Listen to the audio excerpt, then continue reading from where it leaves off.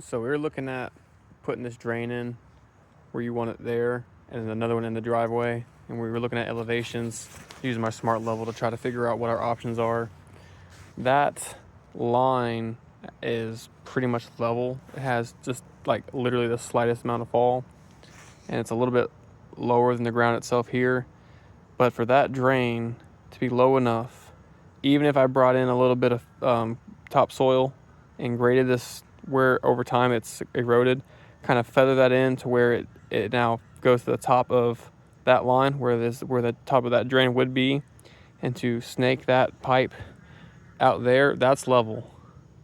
So to find a place where it'll actually be able to get out and empty itself, it is falling this way. So in theory, you could go down and come this way, and at some point it'll be able to exit the pipe and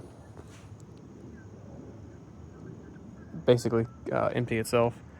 And I'd have to do the 12-foot pipe somewhere else for the same reason, so that way when it hits that, it can drain naturally out of it.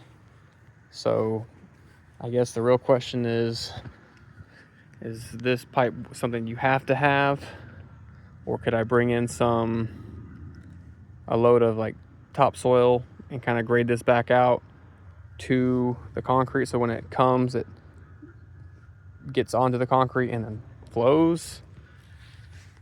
Because I can put in the trench, and I can even put in that trench, but the amount of work it would take to make water that the low point here enter there and exit somewhere over there is beyond just installing the trench. I just want to put them in at the right height so we have options for however you want it to drain.